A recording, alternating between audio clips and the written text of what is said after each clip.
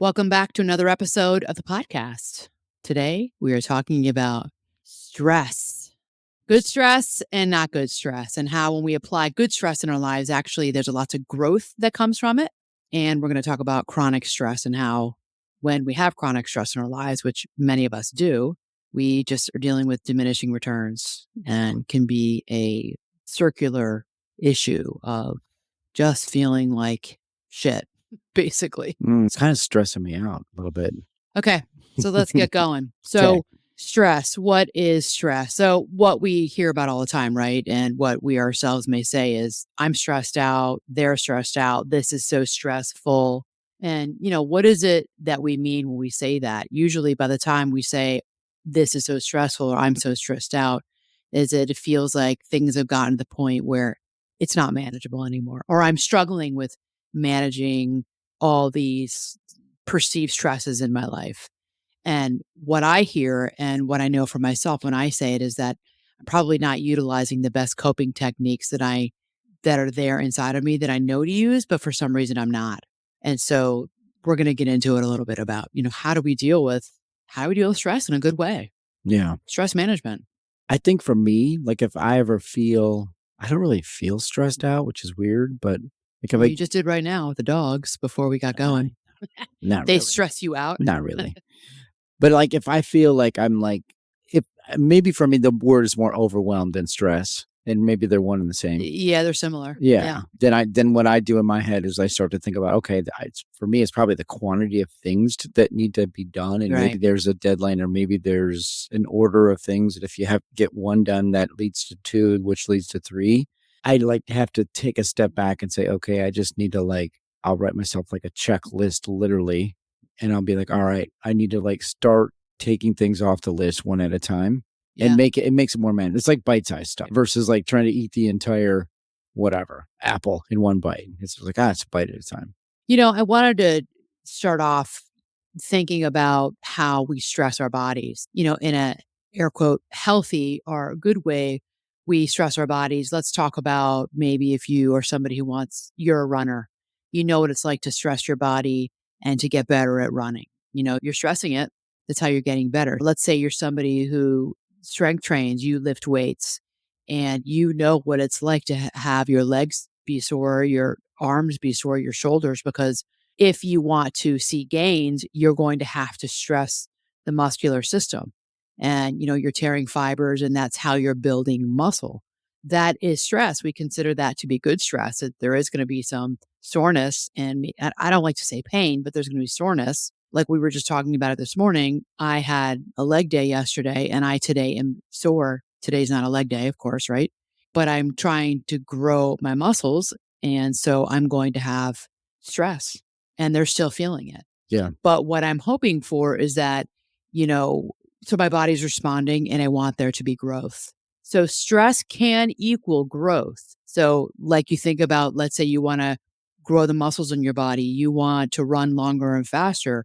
You're stressing yourself out to grow in the space of physical fitness. The same applies to, all of us in maybe the workspace or in the relationship space. So we talked about relationships the last two episodes. I mean, if your relationship with, let's take the example of with your lover, your boyfriend, girlfriend, your partner, and your spouse, and you are in now some difficulty, you're in rough waters in the marriage. It's under stress. So you're probably going to have to stress it a little bit more by going and talking to a professional.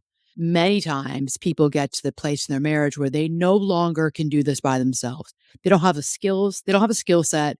They don't have the knowledge, the know-how. Plus, you are subjective because it's your own marriage. You need an outside person to come in and look at the marriage and help you navigate this new uncharted waters that you're on of maybe resentment and anger and hurt and pain and lack of forgiveness. So you're going to stress the system a little bit more by going and seeing, let's say, a licensed a marriage and family therapist or a therapist that sees couples. That's not going to always feel so comfortable for people. It's scary because when you're in couples therapy, it's exposing versus when you're in individual therapy, it's just you and the therapist and you spend time developing psychological safety with them when we go in the context of a couple or a family. And this has been my experience as a therapist, for almost 3 decades now. It's harder for people to come in the first couple of times because they don't know you, the therapist. And they are also worried about vulnerability and possibly about feeling exposed. It's like, you're going to lay me out. I'm going to be on the chopping block about the problems that we have in our marriage, and I'm going to get blamed for it. And that's hard to want to drive to that appointment and go to that and sit in someone's office or do it virtually and get air quote blamed. That's not how it goes. A trained professional will tell you that, like myself, but that's the thought and the feeling at the outset before the person has even gone to the session. So you got to stress yourself emotionally, mentally, psychologically, and you got to feel it a little bit in order to be able to grow. You got to be able to say a mea culpa. You got to be able to be vulnerable. You got to be able to put your ego aside, leave your ego at the door, so to speak, before you go to that session, and try to open yourself up to what maybe is not working well in the marriage, and maybe what is your part and what has gone wrong in this relationship. So you're stressing yourself in order to be able to grow in the marriage Yeah. or in the relationship. So I'm glad you said it that way because I'm thinking about how I came into this conversation and I was thinking how different or unique the topic of physical stress is to what else we're talking about. Mental stress on your relationship, stress on yourself at work. And I'm like, oh, physical stress is so different. It's just very different. It's because that's the stress where you have to break it down. It's a little means to an end. Right. Pain equals gain eventually, Right. right? No And pain, no gain. yeah, and Right. until you Right. just said it the way you said it, I was like, that's completely opposite of like stress in a relationship or stress at work. But it isn't. There are things that you're gonna have to go through that are gonna be uncomfortable to deal with situations that are bad or uncomfortable already to make it better on the other side, right? Right. So there, Right. I think you said a good job. That was nice. And it's in the stress where we hopefully are learning and growing, whether we're growing our biceps or we're growing in our relationship or we're growing our business. It does take a certain level of stress in order to be able to grow. So, no, we don't want chronic stress, but we do want stress that's going to contribute to growth. So, we're always looking at growth when it comes to stress. And growth means really adaptation, that you have now adapted, your biceps have adapted, you've grown, then you like, oh, wow, like I was picking up a 10-pound weight. Now I can pick up a 12-pound weight. I'm growing, or whatever, a 30-pound weight. Now I can do a 32-pound versus what I could do 3, 4 weeks ago because you're growing. Right. Things in the marriage that, oh my gosh, 2 months ago, we would just go to blows over it. We really have worked that through. And it was stressful. It was hard. We had some really hard conversations with the therapist. And then at home, maybe the therapist gave us homework. We had to continue. I had to work on some behavior change. You had to work on some behavior change. And look, we have now really nicely been able to manage this source of contention for us in the marriage. That doesn't happen so much anymore. We've talked about it, we dealt with it, it was stressful, but we've grown from it. Now we move on to some other issues that we're dealing with. But that's where growth takes place, is when we learn to adapt. Right. So it's stress and adaptation. All right. So I was thinking before we started recording this, the stress that I have felt with this podcast. I was having a conversation with another coach this past week about, you know, they were asking me about, what's a podcast experience been like? And, we are almost 5 years in. And I say to anybody who wants to start a podcast, because, I'll get people who they know that I've been doing this and how's it going? And I'm thinking about doing it too. And I encourage everyone and anyone who wants to start a podcast, go for it. Absolutely do it. I'll support you in that. And I'm here for you if, need any advice or insight. Or Tim, you handle other parts of the podcast. You could answer questions or talk to people who've reached out. But know, or I should say, and know that it's a lot of work and it's a slog. I mean, I hear these podcasters who've been doing this 8, 10, 12 years, some of the early adapters to the podcast space, and they talk about what a slog it is. It's a lot of work. You're going to be stressed in the beginning. There's going to be a lot of stress, and you can do it. Pull in the people you need, do the research that you need, get the help, get the support, and go for it. Know that it's going to be hard. I'm all about doing hard things. And if you need help, get help for it. Okay. That's something that for you and I has been, I would say it's been really hard. I mean, okay, we're talking about stress and talking about lifting weights in this episode today. I always say to people, it's flexing a new muscle. Podcasting for me has been flexing muscle that I didn't know I had.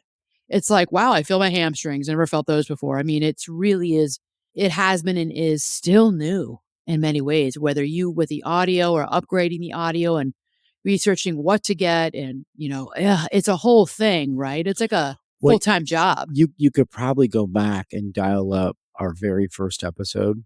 Oh, yeah. I don't want to. I don't either, but it'd be an interesting test to go back and just listen to it. Because Yeah. first of all, there's no video, right? So that's new. We've added that recently. Yeah. So back in the 24. day, it was only audio, but like, my goodness, it had to be the most basic we could throw out there Right. initially, and it just improved a little bit at a time. And so that's what happened Yeah. was there was stress, the stress goes up, and then I adapted, I learned, and I grew from it. And then you get to another level. Yeah. And maybe, so I'm up leveling with the guests. I'm doing a lot more interviews with just you and I now, because there's a lot I realize that, hey, I know a lot of what I'm being pitched. So I get pitched all week long for people to come on the podcast. And I am personally, for this podcast and for you listeners and watchers on YouTube, I want this to be all about thought leadership. And I want you to be elevated in your own thinking. And I want you to have those aha moments, and I want you to have insights. And I realize that I'll toot my own horn here for a second. I know a lot about what I'm being pitched. I think, well, why would I bring on, with all due respect, but why would I bring on a life coach who doesn't have as many years of experience, or a therapist who maybe doesn't have as many years of experience, but that's also what I do and what I'm skilled in. So now if you've got a backstory, you got a story that's different. I love stories and curious about people. And I've done that. And I have somebody coming on in a few weeks who she's got an amazing story. So yes, I want to hear that conversation, because yes, I think, my listeners want to hear it. But, that's been something that has been a change for me and for you, is that you've been on here more, because I said to you, hey, I know there's so much that I could talk about. And I know a lot about these topics that are being pitched to me. I'm going to talk about them. But that's been different, because this is a different setup versus when I'm on a Zoom call now with someone who's a guest. And that's a different conversation. That's an interview. I go to those interviews very differently than how you and I are here together in conversation, in dialogue. Sure. It's still flexing a new muscle. Yeah. It's learning how to be a good interviewer. It's learning how to have a good conversation with you on here. So it's always changing. And there's times I get off here and I think, oh my God, that just sucked. I mean, I did so bad, or I talk too much, or, I'll even question myself. I know not to do it, but I'm not perfect, and I'll get all up in my head about stuff. You will. Yeah, you will. But most of the time, it's not. I mean, at the end of the day, it's nothing.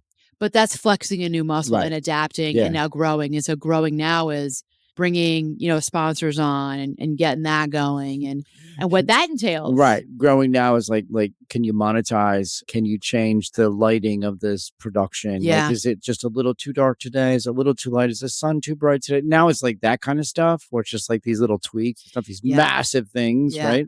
It is. And it's like, we need a better space. And then, that pink shirt, I don't know about that. Yeah. You get to a better space, but then that's a whole thing too. So this is the life of so many of us podcasters that, unless you're in this world, you don't know about. But all that to say that it is stressful, because you have a full-time job. I have a full-time job as a clinician, as a coach, and this is on top of it, which I love. And I want to continue to grow it.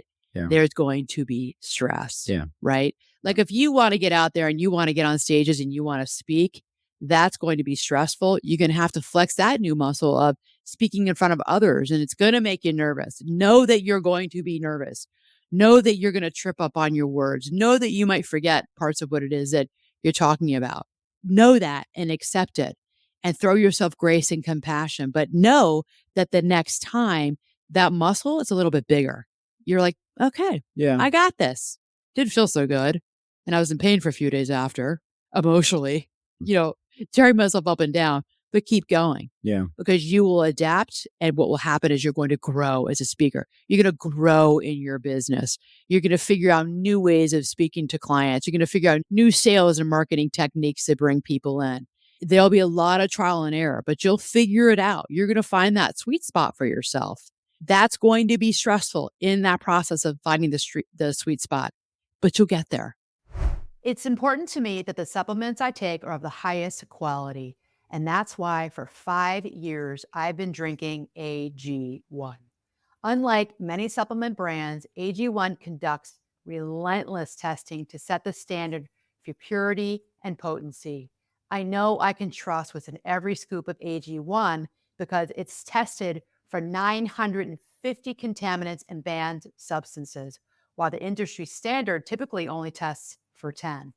Taking care of my health shouldn't be complicated, and AG1 simplifies this by covering my nutritional basis and setting myself up for success in just 60 seconds. AG1's ingredients are heavily researched for efficacy and quality, and I love that every scoop also includes prebiotics, probiotics, and digestive enzymes for gut support. So if you want to replace your multivitamin and more, start with AG1.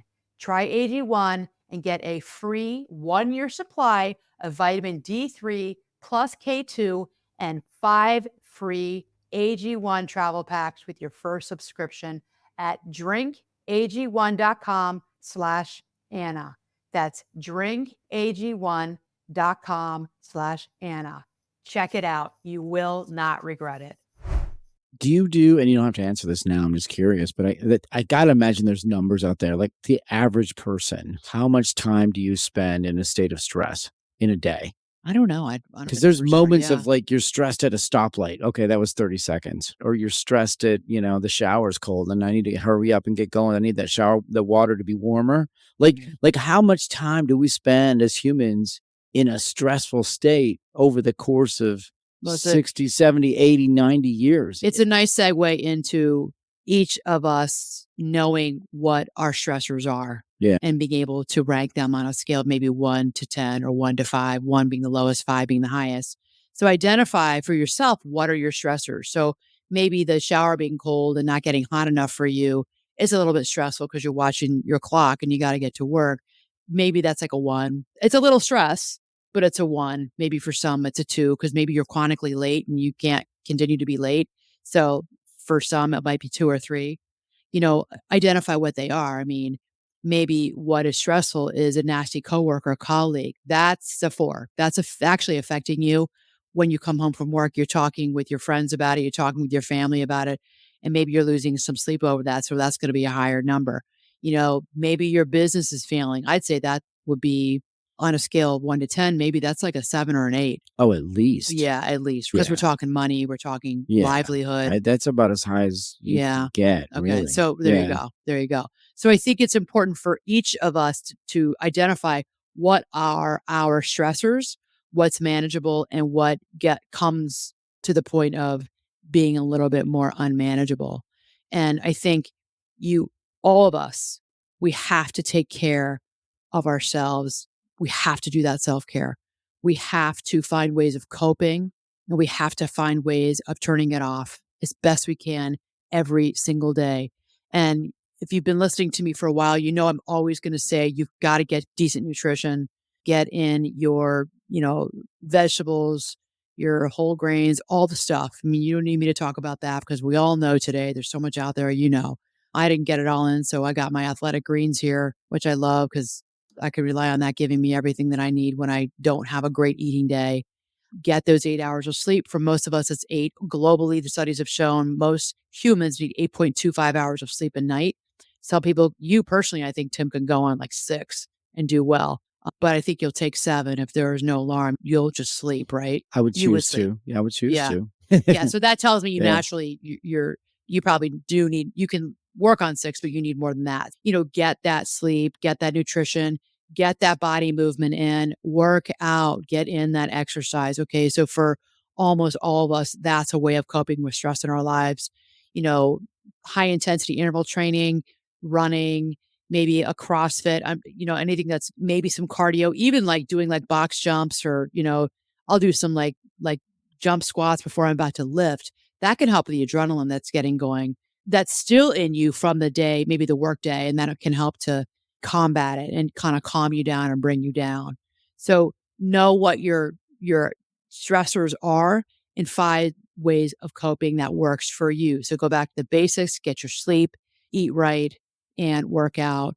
And then make sure you spend time really focusing on yourself. So self care. Maybe that's going for, a leisurely walk at night. This is not exercise now. This is just getting outside, getting in nature, going for a walk. Maybe it's calling somebody who's just really soothed your soul. Maybe someone who you really enjoy talking to who can be there for you. Maybe it's prayer. Maybe it's meditation. It's spending time in quiet. I mean, I do think that meditation needs to be more a part of our lives because I think what I know it does is it quiets the mind. It trains your mind to quiet itself down. And that is a practice I talk about. And I've said this on here before. You know how yoga is a practice, meditation is a practice, and it's a way of quieting down your mind, even for 5 minutes, like quieting it down so that maybe for 5 minutes you get a break from all the craziness that's going on in your head about work and your relationships and all the things you got to do and all the things you haven't done. Okay. So meditation is a really important part of coping. I really recommend all my clients. We talk about a coping toolbox. I have them put it into their coping toolbox and practice time management. I mean, practice time away from what it is that stresses you out. It's not good for you to be stressed out all the time because you're always doing something around it. I remember doing during COVID when we were first starting the podcast, we didn't know COVID was going to hit and we were home all the time. I felt like I was doing so much around the podcast that some of it wasn't even like big work, but like little detailed work.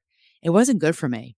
It was not helping my stress. I thought that by always working on the podcast, I had this time at home and not my office anymore. It was going to, No breaks. yeah, Just keep on going. Yeah. I thought I was going to help the podcast. It actually just caused me so much stress and got me really in my head around it. You Yeah. remember that? Yeah, totally. I was a bit of a mess during Yeah. that time. Yeah. Worried about it and how's this going to work? Like it couldn't get going for you fast enough. Yeah. Like it couldn't be Yeah. perfected, molded, and hit go, right? And sent out to the world fast enough. Fast enough. Yeah. You're right. And in January of 2020, all of my guests were here. So I had a lot of people from the Chicagoland area. Everybody was in the home office. There was no YouTube, it was all audio, and everybody was coming here. And the plan in 2020 was for me to start traveling. I was going to start flying out west.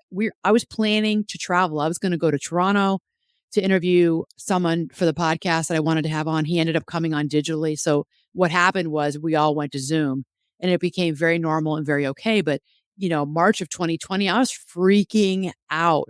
Like, what am I going to do?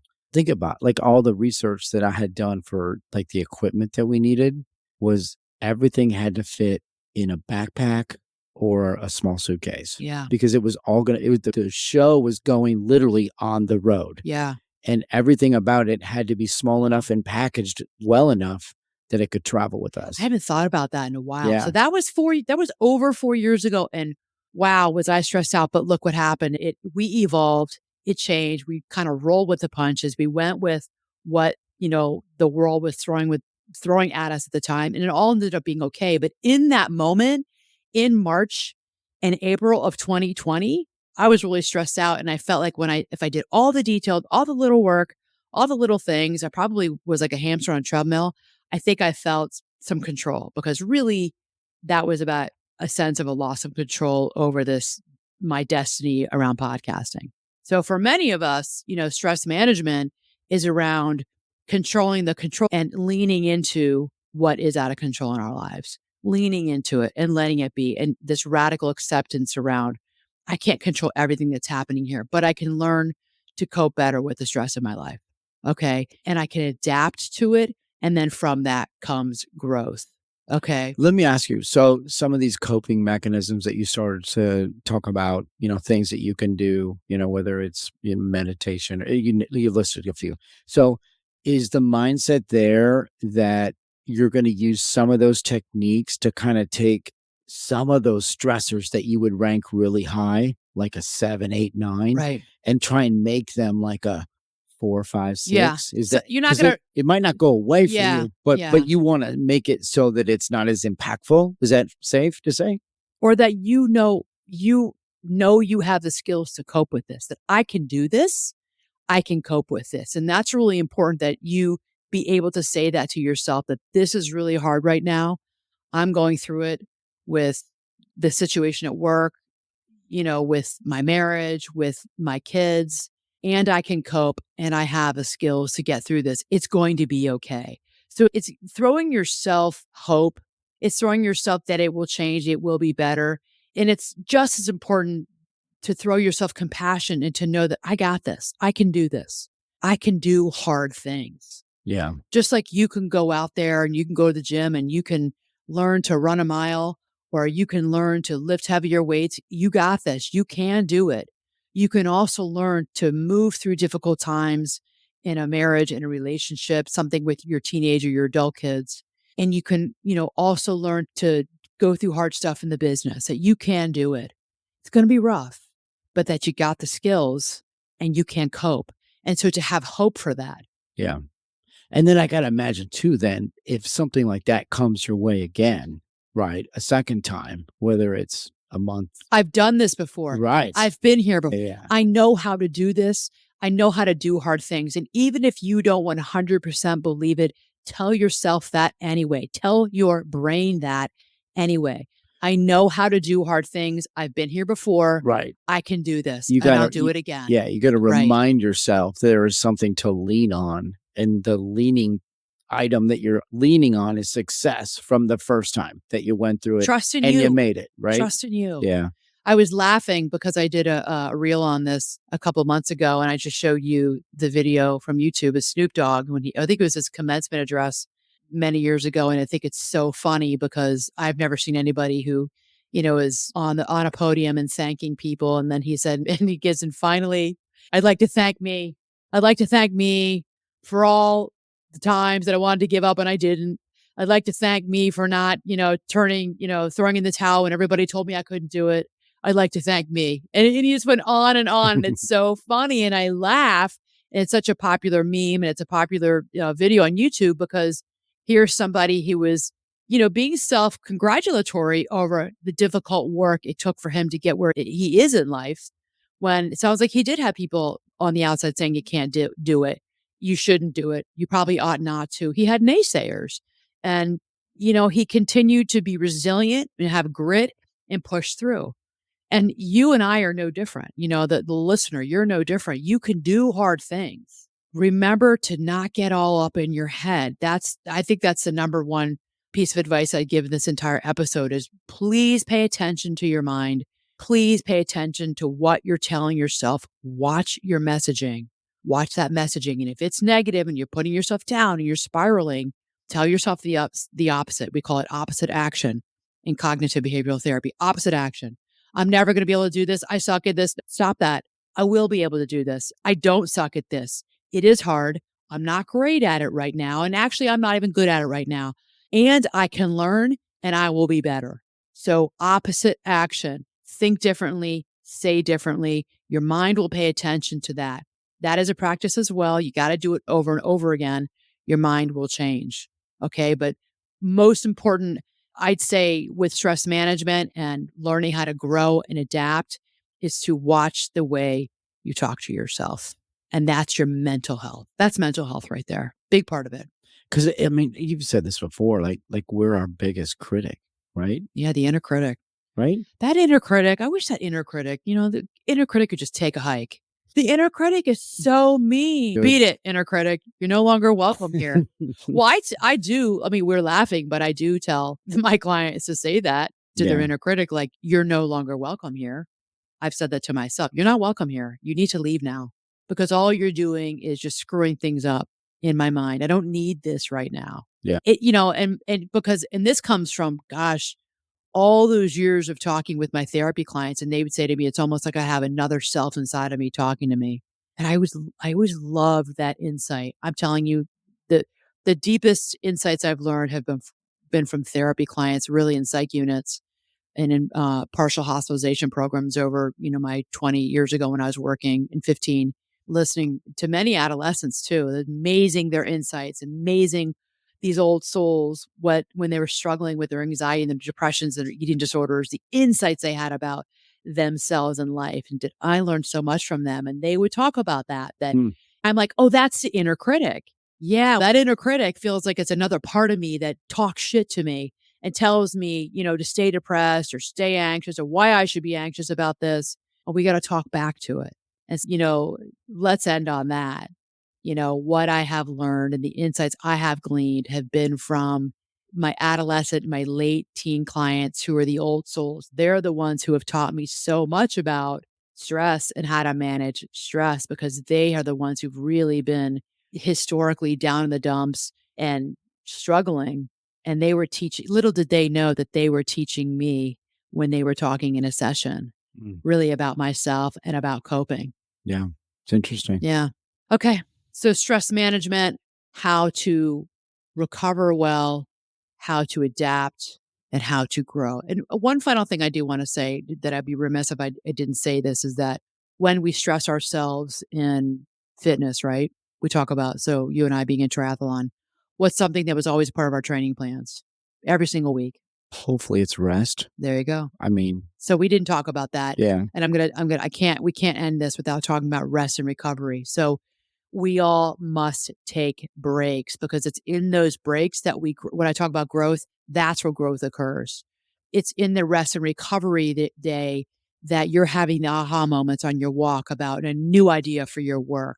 It's on the rest and recovery day where you're doing no fitness and you're actually just, you're going out to dinner and you're going to, have a drink with your friends or you're having people over and you're just having a really relaxing, fun time.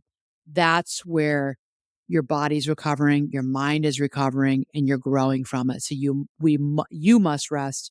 I must rest. We must rest and have days of don't think about work, just close your laptop, walk away from your desk, walk away from your home office or where you do all that, your work stuff, walk away and go outside or make plans with someone, go do something different, go walk on a trail. That's where the good stuff happens because your mind is freed up and you allow it to go places which actually could end up helping you in all the different aspects of your life. But you got to have rest and recovery in there. Right. That's a good point. Okay. All right, everyone. Please don't forget to subscribe, rate, and review the podcast. Rate it with 5 stars. I so appreciate it. Okay. And if you want to reach out to me, hello at Anna Marceline. Send me an email if there's something you want me to talk about, Tim and I to talk about, a guest you want to have come on the podcast. Take the time to do it. I read all of those emails. I read your reviews. I so appreciate them. Thank you so much. And let me know, and I'd be happy to talk about something that you want me to research into if I don't know about it, to delve into to help you. Okay. All right. Mad love, everyone.